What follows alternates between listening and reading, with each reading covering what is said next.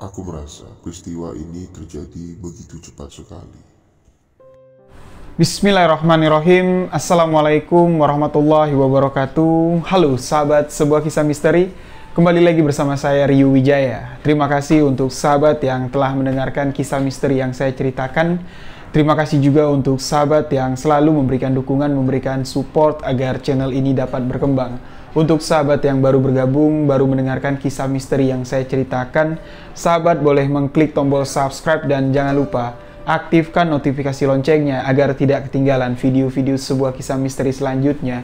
Sahabat juga bisa memfollow akun Instagram saya, Ryu.Wijaya91, karena di Instagram saya sering live untuk menceritakan berbagai kisah misteri. Dan di sebuah kisah misteri kali ini saya akan menceritakan sebuah kisah pesugihan yang disebut dengan pesugihan jaran penoleh. Pesugihan yang meminta tumbal tak masuk akal. Jadi, bagaimana kisah pesugihan ini? Simak hanya di sebuah kisah misteri.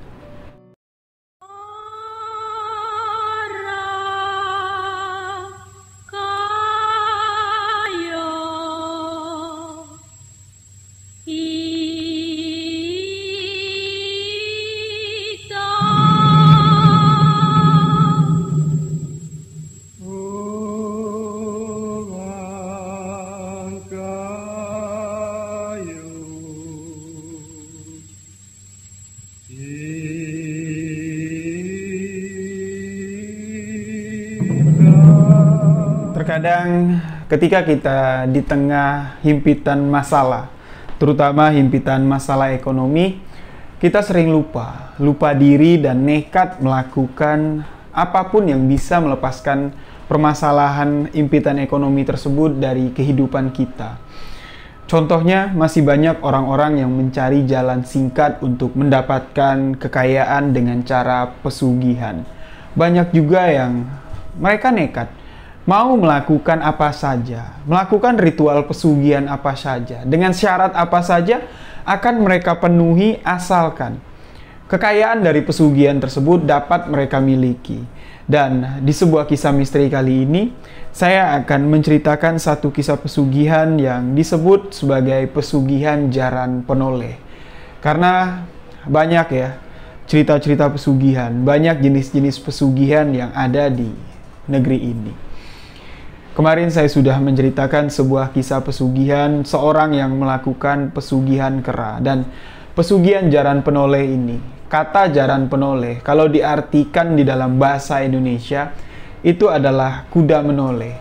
Jaran penoleh atau kuda penoleh ini disebut sebagai pesugihan yang meminta tumbal tak masuk akal. Sebuah kisah yang akan saya bagikan kepada sahabat ini merupakan sebuah kisah kiriman dari salah satu sahabat kita yang bernama Taufik. Beliau tidak ingin menyebutkan di mana kejadian ini terjadi karena kejadian ini baru saja terjadi di tahun 2020 yang lalu. 2 tahun yang lalu kejadian ini terjadi dan yang mengalami peristiwa ini bukan dan tidak orang lain bagi si Taufik melainkan abang kandungnya. Topik di sini ingin membagikan cerita ini bukan untuk membuka aib keluarga, dia bilang. Namun, Topik hanya ingin membagikan pengalaman yang dialami oleh kakaknya Taufik. Di sini kita sebut saja dengan nama Akbar, yang mana Akbar ini sudah salah langkah dalam permasalahan yang dihadapinya. Akbar gelap mata mencari jalan pesugihan dan beliau menemukan jalan pesugihan yang disebut sebagai jaran penoleh.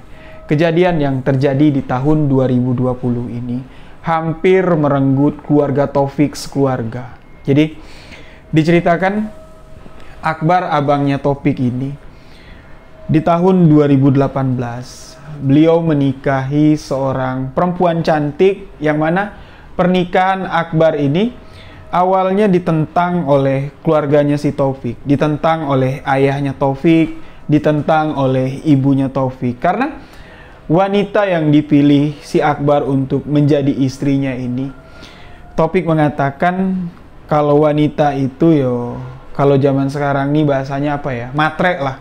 Hanya memandang Akbar dari harta yang dia miliki. Sedangkan di tahun 2018, semua yang dimiliki Akbar, mobil yang dimiliki Akbar, uang yang dimiliki Akbar, itu semua adalah pemberian dari ayahnya Taufik dan ayahnya Akbar.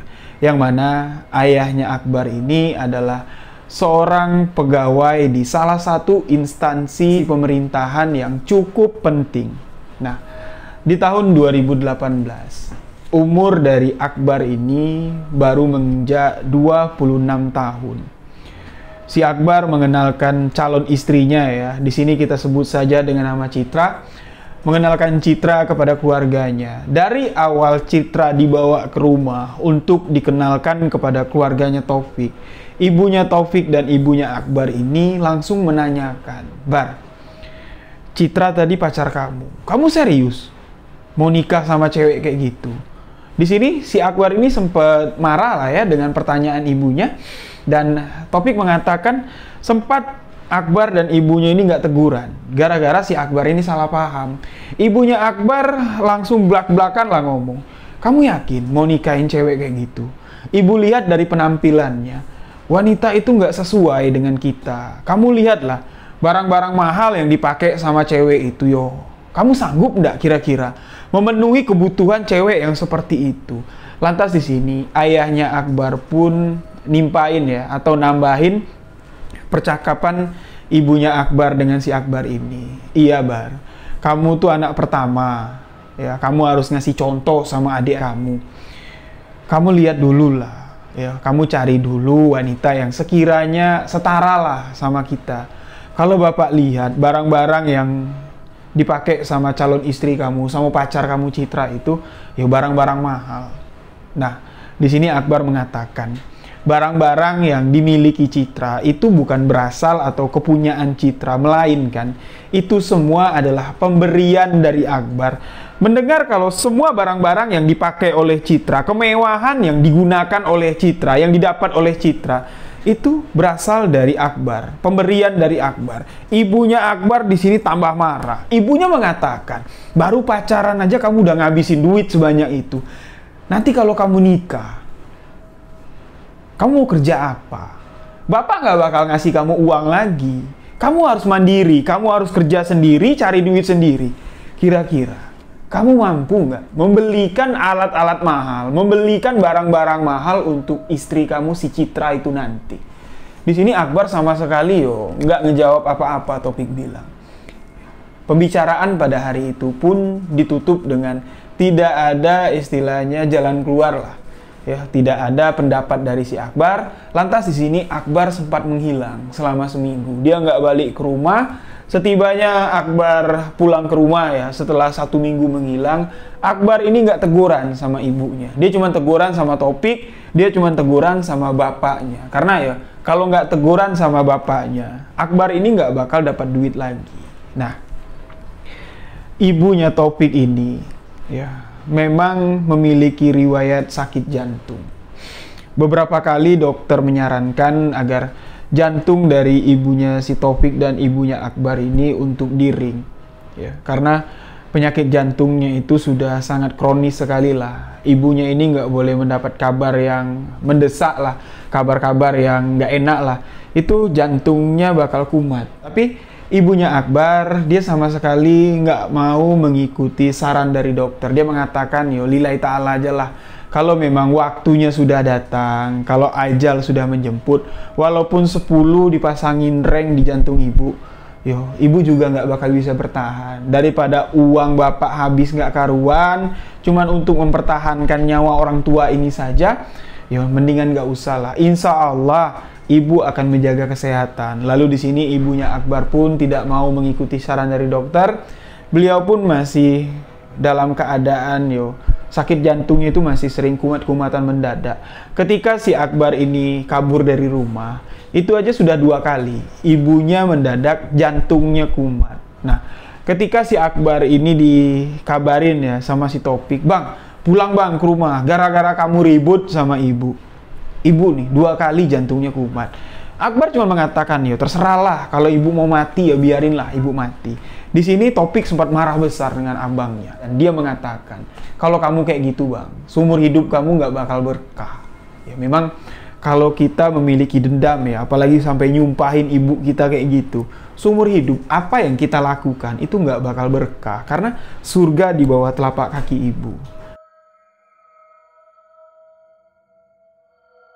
Singkat cerita, permasalahan Akbar dan ibunya, permasalahan Akbar dan keluarganya yang menolak untuk Akbar menikah dengan Citra akhirnya tidak dapat terbendung lagi.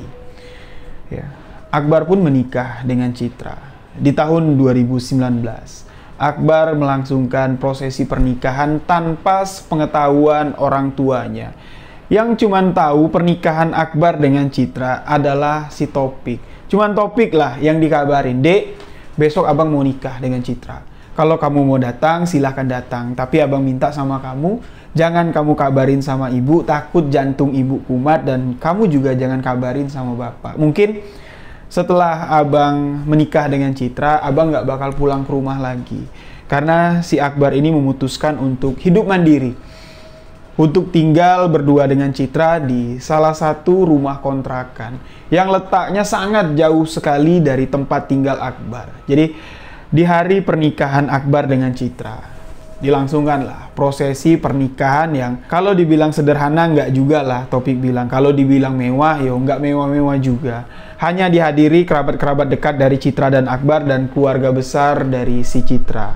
Di sini Akbar sempat mengatakan kepada Topik kalau dia sekarang tinggal di rumah kontrakan. Ditunjukin lah sama Akbar, tempat tinggalku di sini. Kalau kamu ada waktu, kalau mau main-main, yo mainlah ke rumah abang. Nah, Akbar juga mengatakan kepada si Topik kalau dia tuh sudah kerja di salah satu perusahaan, dan jabatan dari si Akbar ini cukup bagus, dia bilang.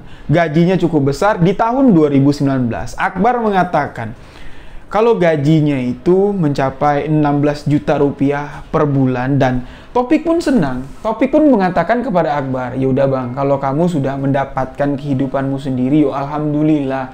Tapi kamu jangan marah ya. Suatu hari nanti kalau ibu nanya sama aku kamu di mana, aku akan kasih tahu. Aku akan nunjukin di mana alamat tempat kamu tinggal."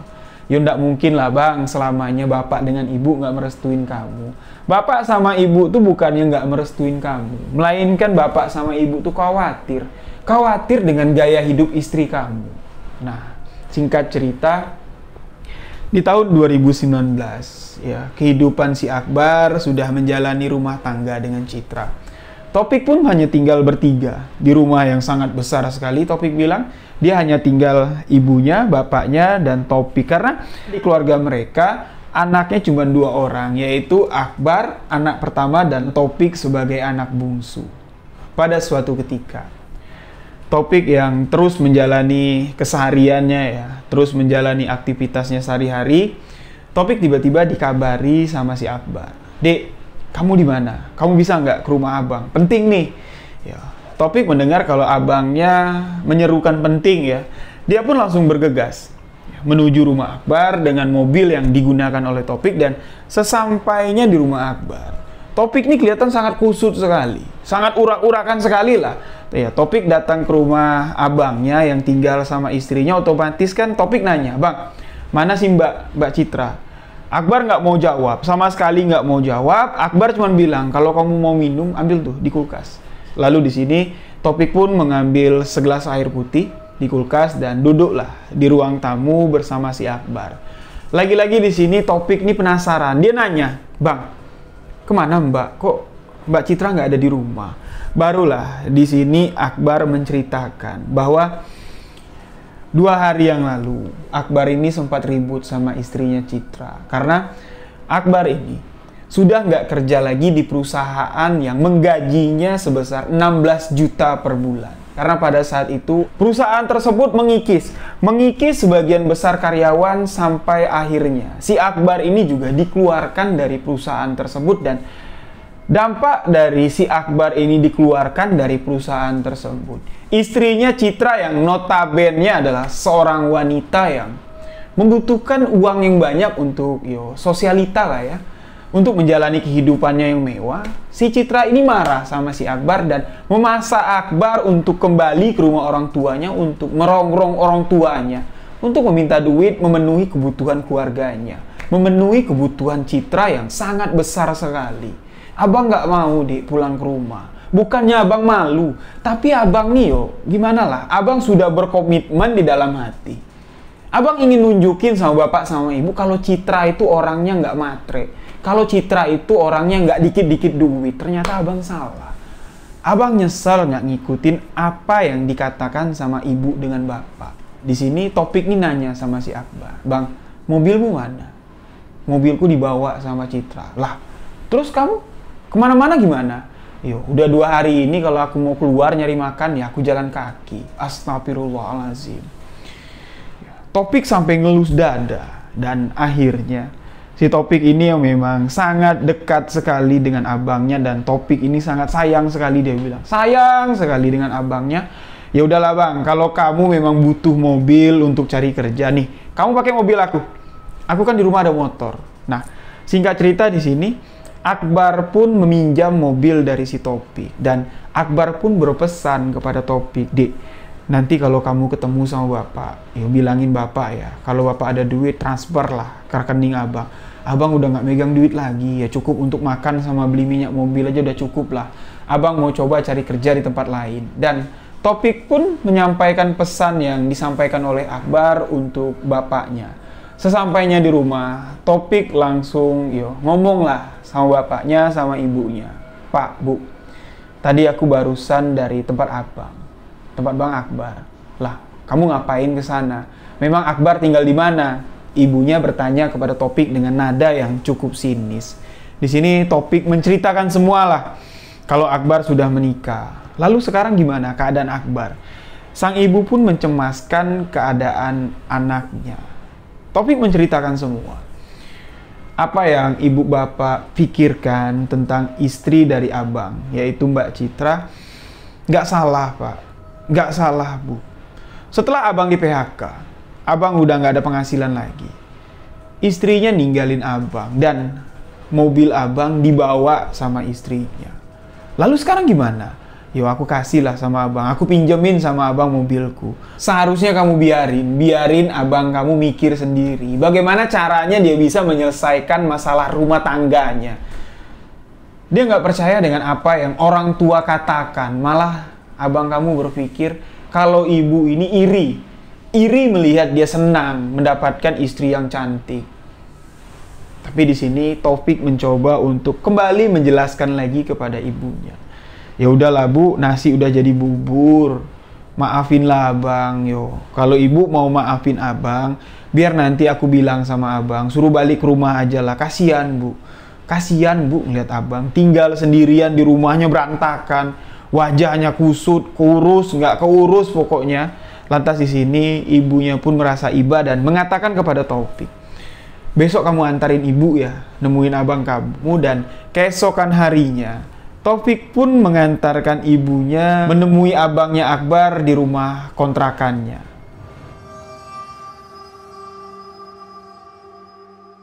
Sesampainya di rumah Akbar, Ibu Topik sangat sedih sekali melihat kondisi Akbar yang udah nggak karuan lagi.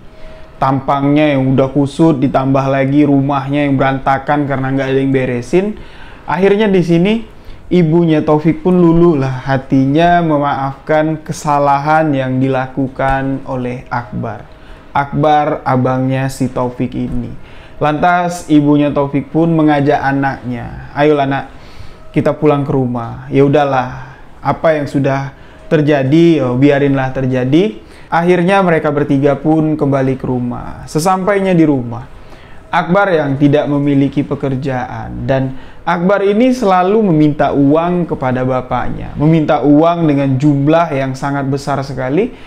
Sampai-sampai Topik ini bingung, nanyalah sama Akbar, bang, kamu ngapain sih minta uang banyak-banyak kayak gitu sama bapak? Kamu kan udah janji sama aku kalau kamu mau cari kerja lagi. Di sini Akbar menjelaskan kepada si Topik bahwa uang yang diminta sama bapaknya ini akan dipergunakan Akbar untuk pergi ke suatu daerah menemui seseorang. Di sini Akbar mengajak si Topik, Dek, temenin abang yuk. Abang mau pergi ke salah satu daerah yang di sini tidak bisa saya sebutkan nama daerahnya, yang mana letak daerahnya itu sangat jauh sekali lah dari tempat si Akbar tinggal. Dari rumahnya si Akbar membutuhkan perjalanan waktu kurang lebih 1 hari 1 malam lah dengan mengendarai mobil. Barulah mereka sampai ke tempat tinggal dari orang yang dikatakan oleh si Akbar ini. Dan ternyata orang itu adalah seorang dukun. Sebelum berangkat ke rumah dukun tersebut, Akbar menjelaskan kepada si Topik, kita mau datang ke rumah si Mbah nih. Mbah ini adalah seorang dukun. Aku sakit hati sama istriku Citra. Aku mau si Mbah ini melet si Citra, ngeguna-guna si Citra, biar Citra itu balik lagi sama aku, Dek. Aku nggak terima. Aku udah banyak habis, uangku udah habis, mobilku dibawa kabur sama si Citra. Urusannya ini harus diguna-guna. Kalau nggak diguna-guna, Citra itu nggak dapat pelajaran. Dan Taufik pun mendengar kalau abangnya ini akan menyakiti Citra, akan membuat Citra ini mengirimkan guna-guna itu bisa membuat seseorang sakit ya, menyebabkan efek yang sangat mengerikan sekali. Taufik pun mengingatkan Akbar, "Bang, ya udahlah Bang.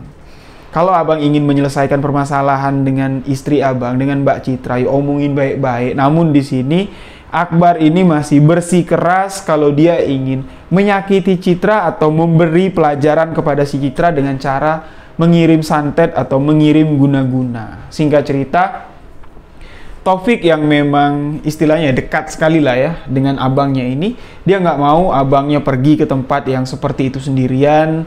Taufik pun menemani Akbar ke rumah Simbah Dukun. Mereka pun melakukan perjalanan. 1 hari 1 malam mereka tempuh dengan mengendarai mobil dan mereka pun sampai ke rumah Simbah Dukun ini. Kita sebut sajalah nama Mbah Dukun ini Mbah Jampang. Sesampainya di rumah Simbah Jampang, Taufik tidak ikut nimbrung ya, istilahnya nggak ngikut masuk ke dalam ruangan yang ada di rumah Simbah Jampang. Ruang praktek lah, kita katakan seperti itu. Taufik cuma duduk di ruang tamu. Akbar yang masuk ke dalam dan kurang lebih 1 jam lah mereka di dalam ruangan tersebut dan mereka pun keluar. Nyamperin si Taufik lagi, duduk di ruang tamu dan Akbar mengatakan kepada Taufik, "Dik, kita nginap di sini selama 3 malam. Mbah Jampang akan melakukan ritual. Ritual yang abang bilang tadi, yaitu ritual untuk mengguna-guna atau memelet si Citra." Nah, Taufik pun nggak mau ambil pusing lah ya, terserah lah bang. Yang penting ada tempat nginap dan kita pulang dengan selamat. Nah, dalam waktu 3 hari, di hari pertama, Taufik ini memperhatikan apa yang dilakukan oleh abangnya. Mereka pergi ke pasar tradisional.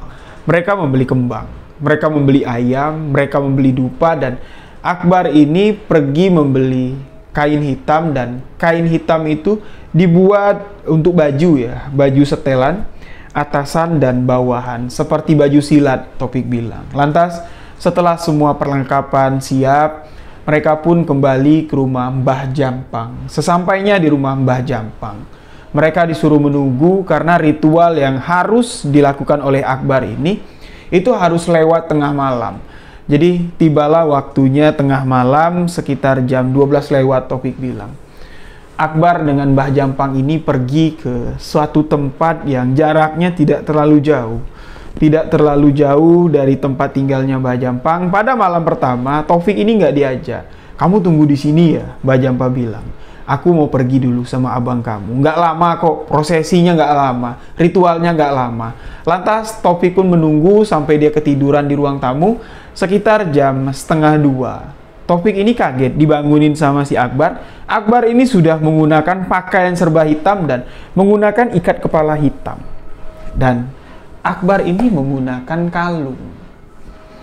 Kalung yang digunakan Akbar ini persis sekali seperti kalung-kalung yang digunakan orang untuk melakukan pertunjukan kuda kepang. Jadi kalung itu bunyi klining, klining, klining. Taufik di sini bingung lah melihat penampilan abangnya seperti itu. "Bang, kamu nggak ganti baju dulu baru kita pulang?" "Enggak." Mbah Jampang bilang, "Abang harus berpakaian seperti ini selama 3 hari. Selama abang melakukan prosesi di sini, melakukan ritual-ritual di sini, abang nggak boleh ganti baju dan abang juga nggak boleh mandi." "Ah, gila kali bang, 3 hari kamu nggak mandi?" "Iya, selama 3 hari aku nggak boleh mandi, selama 3 hari aku tidak boleh berganti pakaian." Taufik di sini mulai geleng-geleng kepala dan istighfar. Mereka pun pulang ke penginapan. Ketika malam itu, mereka sampai di penginapan sekitar jam 3 dini hari. topik yang kelelahan sekali, dia ngantuk sekali, dia langsung tidur. Namun sebelum topik ini tidur, dia mendengar kalau suara kalung dari Akbar ya, kalung yang digunakan Akbar ini terus berbunyi, kliting, kliting, kliting, kliting. Sedangkan Akbar itu posisinya di samping topik, satu ranjang mereka di samping topik. Topik melihat ke sebelah. Kalung yang digunakan si Akbar itu berbunyi sendiri. Nah, Topik di sini mulai merasa merinding dan ketakutan, akhirnya Topik pun tertidur. Kurang lebih sekitar jam 5 subuh, Topik terbangun mendengar azan, dia pun lekas mandi. Dia mandi, menunaikan sholat subuh. Setelah Topik ini menunaikan sholat subuh, dia melihat kalau abangnya ini kok tidur dengan posisi yang aneh. Posisi abangnya tidur itu seperti, mohon maaf sebelumnya, seperti seekor binatang yang sedang tidur. Badannya merengkul seperti ini, tangannya ditekuk kayak gini lah ya, si Topik bilang, dengan dengkuran napas yang sangat mengerikan sekali. Beberapa kali Topik mencoba untuk membangunkan Akbar. Bang, bangun bang, udah subuh. Akbar sama sekali nggak nyaut. Topik di sini masih berpikir positif dan dia mengatakan, mungkin abang capek, begadang, melakukan ritual, entah apa yang dilakukannya, dan Topik juga nggak tahu berapa jarak yang ditempuh sama abangnya ya, dengan berjalan kaki, kata si Mbah Jampang tadi. Ya mungkin si Akbar ini kecapean. Topik pun melanjutkan untuk tidur pada subuh hari itu. Ketika pagi bangun, Akbar ini sudah duluan bangun. Akbar masih menggunakan pakaian serba hitam. Ritual di malam kedua pun dilakukan. Dan ritual di malam kedua ini, Mbah Jampang mengajak Topik. Topik pun ngikut aja. Manut-manut aja apa yang dikatakan Mbah Jampang. Nanti kamu pegang ini ya, Li. Kamu pegang lentera ini, abang kamu berjalan di belakang kamu. Tapi ketika nanti di perjalanan, kalau kamu mendengar suara-suara aneh, kamu jangan menoleh ke belakang. Kamu jangan pernah menoleh ke belakang. Di sini Topik cuman iya-iya aja, mengiyakan apa yang dikatakan oleh Mbah Jampang. Jadi ketika keluar dari rumah, urutnya itu Topik di depan dengan memegang sebuah lentera, Bang Akbar di belakang, dan di belakang Bang Akbar itu ada Mbah Jampang dengan memegang sebuah cemeti. Di jalan, Topik ini mendengar cemeti itu sesekali dipecutkan. Terdengar suara cemeti itu dipecutkan, dan dari belakang yang terdengar itu bukan seperti suara napas manusia, melainkan seperti suara napas seekor hewan. Namun di sini Topik sama sekali nggak tahu itu hewan apa, tapi napasnya terdengar sangat dengan apa yang dikatakan oleh Mbah Jampang. Kalau Topik ini sama sekali nggak boleh menoleh ke belakang, Topik pun manut. Dia nggak berani noleh ke belakang. Dia fokus berjalan ke depan, dan mereka sampai ke sebuah batu yang cukup besar, yang mana di belakang batu itu, di belakang batu yang cukup besar itu ada sebuah petilasan. Mbah Jampang bilang ini adalah sebuah petilasan keramat, yang mana kalau orang memiliki hajat, kalau orang memiliki niat, orang-orang tersebut harus melakukan ritual-ritual tertentu di sini, termasuk abang kamu. Malam ini abang kamu akan kita tinggal di sini seorang diri. Ketika nanti pagi hari, kalau abang kamu masih dalam keadaan bersemedi dan dia tidak sadarkan diri, berarti prosesi meditasi atau prosesi ritual yang dilakukan di malam kedua ini berhasil. Dan malam itu, sekitar jam 1 dini hari, pada saat itu bulan purnama bersinar terang dan bulan itu perlahan mulai turun.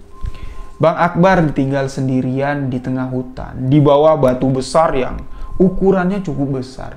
Topik tingginya 170 cm. Batu itu tingginya 2 kali dari tubuhnya Topik. Jadi kalau ada seseorang yang duduk di belakang batu itu sama sekali nggak ada yang tahu, sama sekali nggak ada yang bisa ngeliat. Dan Akbar sebelum duduk ditinggal sendirian di batu tersebut dipesankan oleh Mbah Jampang.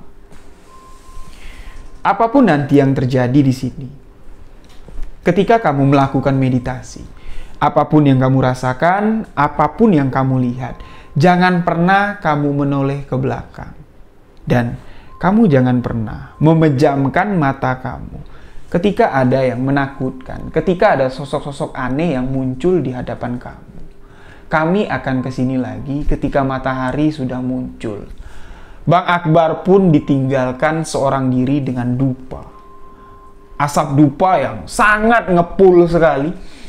Sampai-sampai Topik yang menceritakan kisah ini, dia masih ingat jelas. Dia masih terngiang-ngiang lah aroma dupa yang diciumnya pada malam itu. Dan Bang Akbar pun ditinggal sendirian di tempat tersebut. Ketika di jalan pulang, Topik ini di dalam hati niat bertanya kepada Mbah Jampang, "Mbah, masa untuk melakukan ritual guna-guna atau melakukan ritual pelet, kok sampai segini ribetnya? Sampai-sampai harus ditinggal di tempat yang serem lah," Topik bilang. Namun sebelum si Topik ini bertanya kepada si Mbah Jampang ini udah nyeletuk duluan. Sampean mau nanya apaan? Abang kamu tuh bukan mau melet. Aku nih bukan dukun pelet. Loh, Topik bingung. Di tengah perjalanan tersebut, terjadilah sedikit perbincangan antara Topik dan Mbah Jampang. Topik bertanya kepada Mbah Jampang, "Lantas Mbah, apa yang dilakukan oleh abangku? Masa kamu ndak tahu? Kamu diajak datang ke sini, kamu ndak tahu?" "Aku tahu, Mbah. Abangku bilang kalau dia ingin membalaskan sakit hatinya, dia mau melet istrinya, dia mau guna-guna istrinya." Salah, ndak bener itu. Abang kamu datang ke sini untuk melakukan ritual pesugihan dan akan menumbalkan istrinya. Astagfirullahaladzim. Di tengah perjalanan, di tengah gelapnya malam pada malam itu, Topik ini dengkulnya lemas. Dia ngerasa kalau darah itu turun dari ujung rambutnya, turun dari kepalanya itu sampai ke kaki. Serasa badannya itu udah nggak berdarah lagi. Dia nggak habis pikir dengan apa yang dilakukan oleh abangnya. Mbah Jampang pun menceritakan, "Kedatangan abang kamu ke sini berniat menemui saya untuk melakukan sebuah ritual pesugihan. Ketika abang kamu sudah yakin," saya tanya, "yakin kamu mau melakukan ritual pesugihan di sini? Kamu tahu ndak syaratnya apa?" Abang kamu mengatakan, "Apapun syaratnya akan saya lakukan, asalkan saya bisa mendapatkan kekayaan." Syarat untuk melakukan ritual di sini, sebelum kamu melakukan prosesi ritual, kamu harus menyebutkan dulu siapa tumbal yang akan kamu berikan. Ketika tumbal itu diberikan, ketika tumbal itu cocok dengan ritual pesugihan yang kamu minta, barulah kamu bisa melakukan prosesi pesugihan yang ada di sini. Dan ketika saya bertanya kepada abang kamu, siapa yang akan kamu tumbalkan? Abang kamu menjawab, "Istriku, Mbak, Citra namanya. Aku akan menumbalkan Citra." Dan ritual pesugihan di sini pun menerima eyang yang ada di sini. Kekuatan gaib yang ada di sini yang akan memberikan kekayaan kepada abang kamu pun menerima. Ijab kabul sudah dilakukan. Abang kamu tinggal melakukan prosesi pada malam hari ini. Ketika dia lolos, abang kamu akan mendapatkan apa yang dia inginkan. Jalan pesugihan yang dia inginkan sudah didapat, sudah ada di depan mata. Tinggal menunggu prosesi yang dilakukannya pada malam ini. Topik yang mendengar cerita dari Mbah Jampang pun ketakutan.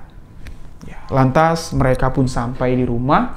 Sesampainya di rumah, Topik ini sama sekali nggak bisa tidur pada malam hari itu. Dia membayangkan abangnya yang sudah gelap mata, sudah nekat sekali sampai-sampai ingin melakukan ritual pesugihan seperti itu. Jadi Topik nggak habis pikir dan waktu terus berlalu sampai pada akhirnya azan subuh berkumandang. Topik menunaikan ibadah sholat subuh di rumah Mbah Jampang. Setelah Topik menunaikan ibadah sholat subuh, Mbah Jampang pun mengajak Topik untuk melihat kondisi abangnya. menjemput abangnya di petilasan yang terdapat batu yang sangat besar tersebut. Mereka pun berjalan. Pada pagi hari itu Topik ini baru sadar. Mereka itu berjalan melewati permukiman warga, masuk ke dalam perkebunan dan masuk melintasi hutan yang masih sangat lebat sekali. Sesampainya di lokasi tempat Bang Akbar bertapa pada malam itu, Mbah Jampang mengecap, menggelengkan kepala dan mengatakan, keyakinan abang kamu memang sudah pol.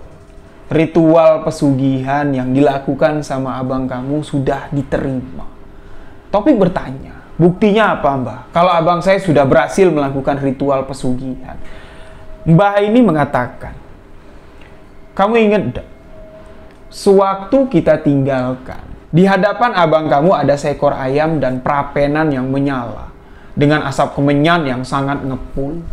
Kamu lihat, ayam yang ada di hadapan abang kamu sekarang sudah mati. Itu tandanya tumbal-tumbal dari pesugihan ini sudah diterima dan abang kamu masih duduk di posisinya tanpa memejamkan mata. Jadi setelah Mbah Jampang ini menjelaskan kepada Topik, ya, Mbah Jampang pun menepuk bagian pundak ya. Akbar pun kaget melihat Mbah Jampang dan Akbar pun disuruh berdiri dan mereka pun pulang ke rumah Mbah Jampang. Sesampainya di rumah Mbah Jampang, entah apa yang dilakukan Akbar dengan Mbah Jampang di ruangan ya, ruangan khusus yang ada di rumah Mbah Jampang ini. Gak lama kemudian Akbar pun keluar. Akbar keluar mengajak Topik untuk pulang. Namun di sini sebelum pulang, Topik bertanya kepada si Akbar dengan Mbah Jampang, kamu yakin mau pulang dengan pakaian seperti itu? Apa kata ibu dengan bapak nanti? Mbah Jampang mengatakan kepada Topik dengan Akbar bahwa pakaian Topik ini nggak boleh diganti karena prosesi dari ritual pesugihan ini harus dilakukan selama 3 hari. Ya memang, ya, ritual pesugihan dari si Akbar ini sudah diterima, tapi masih tinggal 1 hari lagi. Akbar harus menggunakan pakaian serba hitam dengan ikat kepala, dan pakaian Akbar yang tertinggal ini itu sebagai syarat dari ritual pesugihan ini. Jika suatu hari nanti Akbar ini ingkar janji dengan janji-janji, dengan perjanjian gaib yang sudah dia lakukan dengan dedemit lah ya, kita katakan di sini dedemit pemberi pesugihan, dedemit penjaga petilasan yang ada di sana. Dengan pakaian yang ditinggalkan Akbar, dengan pakaian yang bekas digunakan Akbar inilah, dedemit itu akan menjemput Akbar, menjadikan Akbar sebagai tumbalnya. Di sini Topik sempat marah dan emosi. Dia bertanya kepada Mbah Jampang, Mbah bilang sebelum prosesi ritual ini dilakukan, Mbah minta dulu nama tumbal yang akan diberikan. Kan abang saya sudah memberikan tumbalnya. Abang saya mengatakan istrinya lah yang akan ditumbalkan. Tapi kenapa abang saya harus memberikan jaminan kalau dia mangkir, kalau dia ingkar janji, ritual pesugihan ini akan memakan tumbal-tumbal selanjutnya? Mbah Jampang cuma tertawa dan mengatakan, perjanjian sudah tidak dapat diundur lagi. Perjanjian sudah berlaku dan ritual pesugihan sudah dijalankan. Dengan penuh amarah dan 1000 tanda tanya di dalam hatinya, Topik menceritakan selama 1 hari 1 malam perjalanan mereka pulang dari rumah Mbah Jampang menuju rumah. Topik ini ya di jalan tuh ngocehin abangnya, ngata-ngatain abangnya. Bang, gila kamu bang. Kenapa kamu sampai nekat melakukan ritual pesugihan seperti ini? Kamu bilang sama aku kamu mau kerja. Kamu mau cari kerja, bukan nyari pesugihan. Kalau aku tahu kamu datang ke sini untuk nyari pesugihan, amit-amit bang, amit-amit cabang bayi kalau aku mau nganterin kamu, biarin kamu mati sendirian. Topik sudah kesal, tapi Akbar ini memang orangnya cuek. Dia cuma cengengesan dan mengatakan, ya udahlah dek, terlanjur aku sakit hati sama istriku Citra. Ya udahlah, biarlah dia mati jadi tumbal pesugihan. Toh juga kalau dia mati nanti aku jadi orang kaya, yo aku tinggal nikah lagi. Cuman itu yang disampaikan Akbar. Topik sama sekali nggak habis pikir dan mereka pun sampai ke rumah. Sesampainya di rumah, Akbar ini nggak pakai basa-basi lagi. Dia langsung masuk ke kamar, takut. Takut kalau ibu dan bapaknya bertanya penampilan Akbar yang aneh, menggunakan pakaian serba hitam, menggunakan kalung yang cukup aneh lah dan cukup unik menurut Taufik, dan menggunakan ikat kepala. Lantas dia langsung naik ke atas. Selama seharian Akbar ini nggak keluar rumah. Akbar nggak keluar kamar. Dia keluar kamar setelah Akbar ini melucuti seluruh pakaian ritual pesugihan yang digunakannya. Nah, ketika ibu dan ayah Taufik bertanya, "Kamu dari mana sih berdua? Abang ade ini ya memang sama aja. Kalau ngilang tuh nggak ngasih kabar. Kalau ditelepon nggak mau diangkat." Alasan Taufik, Akbar ini kan lagi dalam keadaan depresi. Mereka berlibur ke puncak, mereka nginep di puncak bersama teman-teman, dan biar ngibur abang juga lah. Mendengar penjelasan dari si Taufik, orang tua dari Akbar pun cuman tersenyum. Ya udahlah, yang penting kalian nggak apa-apa, kalian nggak macam-macam. Nah, singkat cerita, hari-hari berlalu, waktu berlalu, akhir tahun 2019 pun berlalu. Masuklah di tahun 2020. Di tahun 2020, sebuah kejadian aneh terjadi, tepatnya di bulan Februari. 1 minggu sebelum ibu dari Taufik dan Akbar meninggal dunia. Rumah yang mereka tempati diteror oleh sosok gaib yang wajahnya tidak terlihat. Hanya terlihat bayangan hitam dan suara kelincingan yang didengar Taufik ketika mereka berada di tempat Bang Akbar melakukan ritual pesugihan. 1 minggu sebelum ibunya meninggal, sosok hitam itu sering sekali terlihat di tengah rumah, melintas. Suara kelincingnya itu hampir setiap malam terdengar. Di sini Taufik sudah mulai berpikir, ini pasti ada apa-apanya. Ini pasti ada sangkut pautnya dengan ritual pesugihan yang dilakukan oleh Bang Akbar. Tepat 7 hari, teror itu terjadi di rumah Akbar dan Taufik. Ibu mereka pun meninggal dunia. Namun, kematian dari ibu Akbar dan Taufik sama sekali tidak menimbulkan kecurigaan bahwa almarhumah ibunya tersebut menjadi tumbal pesugihan. Karena almarhumah tersebut memang mengidap penyakit jantung yang sudah sangat parah sekali. Taufik sama sekali tidak curiga, namun di sini Akbar terlihat semakin sumringah. Karena apa? Nggak tahu Akbar ini dapat duit dari mana. Nggak tahu Akbar ini dapat relasi bisnis dari mana. Setelah kematian dari orang tuanya, setelah kematian dari almarhumah ibunya, bisnis yang dilakukan sama Akbar ini nggak tahu bisnisnya apa. Dia mengatakan dia memiliki relasi bisnis yang sangat besar. Yang tadinya kemana-mana minjem mobil Taufik 1 bulan. Tepatnya di bulan 3 atau di bulan Maret, Akbar sudah dapat membeli sebuah mobil mewah. Namun di sini Taufik ini curiga. Kok ya Citra ini belum dapat kabar kalau Citra ini mati? Sedangkan kan Citra ini ditumbalkan. Kenapa Citra belum dapat kabar mati? Nah, di sini Taufik yang sudah mulai khawatir dengan apa yang dilakukan abangnya, dan Taufik ingat pesan-pesan dari Mbah Jampang. Kalau tumbal pesugihan ini bukan cuma 1 orang. Banyak nyawa yang akan diambil dari pesugihan yang dilakukan oleh si Akbar. Dan Taufik pun mulai berpikir kalau kematian dari almarhumah ibunya ini ada sangkut pautnya dengan ritual pesugihan yang dilakukan oleh Akbar. Taufik sempat menegur Akbar. Dia mengatakan, "Demi Allah bang, kalau memang abang menumbalkan ibu, dunia akhirat aku nggak bakal ikhlas. Aku nggak bakal sudi bang ngakuin kamu sebagai darah kandungku." Akbar di sini mengatakan kepada Taufik, "Kamu sudah mendengarkan sendiri penjelasan dari Mbah Jampang.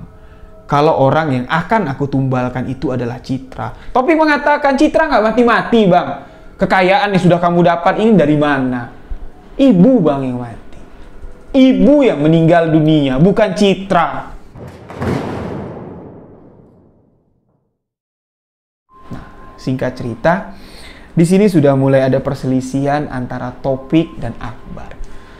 Taufik mencari tahu terus ya keadaan Citra, kondisi Citra sekarang, dan menurut informasi yang didapat oleh Taufik, di bulan 3 tersebut, ketika kehidupan Akbar sudah mulai mendapatkan harta kekayaan dari pesugihan, kehidupan Akbar sudah mulai berduit lagi lah. Akbar ini balikan lagi sama Citra istrinya. Mereka tinggal di rumah yang sangat mewah. Tapi si Taufik ini ketika berniat untuk mendatangi tempat tinggal Akbar dengan Citra, ada aja halangannya. Hingga pada suatu ketika, tepatnya di bulan 7, di tahun 2020, sesuatu yang aneh terjadi kepada Taufik. Taufik jatuh sakit. Dari bulan 7, bulan 8 Agustus dan bulan 9. Bagian kaki Taufik ini sama sekali tidak dapat digerakkan. Selama 3 bulan, Taufik ini mengandalkan kursi roda untuk melakukan aktivitasnya. Mulai dari bulan 7 Taufik sakit, sampai di bulan 9, Akbar ini sama sekali tidak datang mengunjungi Taufik. Yang hanya mengurus Taufik adalah ayahnya. Nah, di sini ayahnya Taufik ini memiliki seorang guru spiritual yang membimbingnya, ya, membimbing ayahnya Taufik ini untuk dekat dengan Allah Subhanahu wa Ta'ala. Lebih-lebih lagi setelah latihan dari ibunya Taufik, ayahnya semakin dekat dengan gurunya tersebut. Hampir setiap hari ayahnya datang untuk ngaji, untuk ya istilahnya untuk sharing lah, karena ya ditinggal istri tercinta itu bukan perkara yang mudah. Apalagi kematian dari istrinya, kematian dari ibunya Taufik ini memang kematian yang cukup aneh. Walaupun beliau mengidap penyakit jantung, pada saat itu, pada kematian ibunya si Taufik ini, itu nggak ada gejala kalau penyakit jantungnya itu kumat. Nah, dengan si Taufik ini sakit, dia lumpuh. Taufik ini selama 3 bulan tiap hari ya, diajak sama bapaknya, didorong dengan kursi roda, naik ke atas mobil untuk pergi berobat ke rumah guru ayahnya tersebut. Di sini kita sebut saja dengan nama Abah.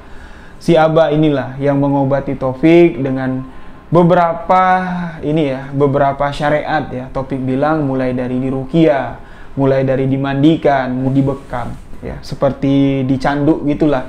Jadi bagian kaki Taufik ini dilukain terus dibekam, jadi darahnya tuh ngegumpal keluar, dan selama kurang lebih 3 bulan prosesi terapi lah kita katakan di sini dilakukan oleh Taufik, dan alhamdulillah perlahan demi perlahan Taufik ini mulai bisa berjalan. Dan disinilah kebusukan dan keburukan dari Akbar itu terbongkar oleh si Abah. Abah ini curiga dengan si Taufik. Kalau Taufik ini menyimpan sebuah rahasia yang sangat besar sekali. Dan Taufik ini pelan-pelan lah, ya, dia mengatakan dibukalah pintu hatinya dengan diberikan sedikit demi sedikit asupan tauhid. Sedikit demi sedikit diajarkan tentang ilmu tauhid, dan Taufik pun sempat mengakui kehilapan, kebodohan dan kesalahannya telah menutupi apa yang sebenarnya dilakukan oleh abangnya Akbar. Di sini diceritakan semua dari A sampai ke Z, diceritakan Taufik semua di hadapan bapaknya dan di hadapan Abah. Taufik sangat sedih sekali melihat ekspresi wajah bapaknya Taufik yang sangat sedih sekali, menahan air mata menetes. Bapaknya Taufik cuma mengatakan kepada Abah, "Yo, memang salah saya, Bah. Nggak bisa membimbing anak ke jalan yang lebih baik." Abah cuma mengatakan, "Kamu jangan menyalahkan diri kamu. Kalau kamu menyalahkan diri kamu, berarti sama saja kalau kamu tidak memiliki Tuhan. Kalau kamu tidak memiliki iman. Ini semua adalah takdir. Takdir yang sudah digariskan oleh Allah Subhanahu wa Ta'ala. Allah menggariskan takdir ini untuk kamu. Karena kamu kuat, karena Allah yakin kamu mampu melewatinya." Dan alhamdulillah, saya bangga sebagai orang yang kamu anggap tua, orang tempat kamu bertanya, dan insya Allah permasalahan ini pelan-pelan akan kita pecahkan. Tapi ingat, untuk memecahkan permasalahan pesugihan seperti ini, ibarat kata seperti menarik rambut di dalam tepung. Kalau kita menariknya tergesa-gesa, rambut itu akan putus dan hilang di dalam tepung. kita harus menariknya secara perlahan. Di sini Abah banyak memberikan wejangan kepada Taufik. Abah mengatakan, A'udzubillahi min zalik. Sebagian tubuh kamu itu sudah dimakan oleh unsur negatif. Selanjutnya, kamu yang akan dijadikan tumbal oleh abang kamu. Taufik di sini menangis sejadi-jadinya. Dia merasa nggak percaya dengan apa yang dilakukan oleh Akbar. Karena ya dari perjalanan hidup, dari kecil, Akbar dan Taufik ini cuman usianya selisih 3 tahun. Dari mulai SD. Akbar kelas 3 SD, Taufik kelas 1 SD. Mereka sekolah di satu tempat, SMP. Akbar kelas 3 SMP, Taufik kelas 1 SMP. Dan di SMA pun begitu. Bahkan di universitas pun begitu. Mereka ini bukan seperti kakak adik lagi. Mereka lebih dari kakak adik. Kalau bisa dibilang yo, sahabat ya mereka, teman ya mereka, musuh ya juga mereka. Taufik sama sekali nggak percaya kalau abangnya melakukan itu.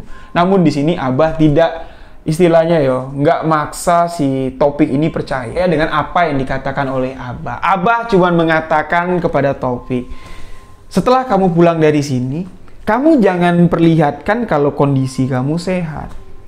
Walaupun kamu sudah bisa berjalan, kamu tetap gunakan kursi roda. Abah pesan sama kamu. Ketika malam-malam Kliwon yang akan datang, kamu perhatikan bayangan hitam yang kamu katakan dan suara kelincingan yang masih kamu sering dengar. Kamu dengarkan di malam-malam Kliwon, suara-suara tersebut dan bayangan tersebut akan datang mendekati kamu. Kalau bayang-bayangan dan suara itu mendekati kamu, kamu bisa ambil pendapat sendiri tentang apa yang akan terjadi kepada diri kamu. Dan apa yang dikatakan sama si Abah ini memang benar-benar terjadi. Ketika malam-malam Kliwon datang, weton ya, ketika weton-weton Kliwon datang, suara kelincingan dan sosok bayangan hitam tersebut selalu mendekati Taufik. Bayangan itu mendekatinya, masuk ke dalam kamar, sekelibat hilang. Hilang tiba-tiba di hadapan Taufik dan suara itu terdengar. Seolah-olah kalung ya, suara kelincingan kalung itu terdengar di samping telinganya Taufik. Dan di dalam mimpi-mimpi Taufik pun, dia membayangkan sesuatu hal yang sangat mengerikan sekali. Mimpi-mimpi yang tidak pernah dialami Taufik sebelumnya, dialami Taufik. Dia melihat binatang-binatang yang aneh. Binatang ada yang bentuknya seperti kuda. Binatang ada yang bentuknya seperti kerbau. Binatang ada yang seperti babi, seperti anjing, dan mereka semuanya menggunakan kalung. Kalung yang digunakan Akbar pada saat melakukan ritual pesugihan. Setelah Taufik mengalami peristiwa-peristiwa aneh yang sudah diperingatin sama si Abah, Taufik dan ayahnya pun kembali ke tempat si Abah menceritakan kejadian ini dan Abah mengatakan, insya Allah, atas seizin Allah, kamu bisa terlepas dari permasalahan ini. Tapi dengan satu syarat. Kamu harus meninggalkan pulau ini dan pergi menyeberangi lautan. Nah, jadi sebelum Taufik berangkat, Taufik ini mengkhawatirkan kondisi ayahnya, takutnya pesugihan itu mengincar ayahnya sebagai tumbal. Karena Taufik ini kan sudah terlepas lah ya dari incaran karena sudah dibantu sama si Abah. Dan Abah mengatakan, insya Allah Lih, kalau kamu berangkat, kamu titipkan ayah kamu kepada Allah.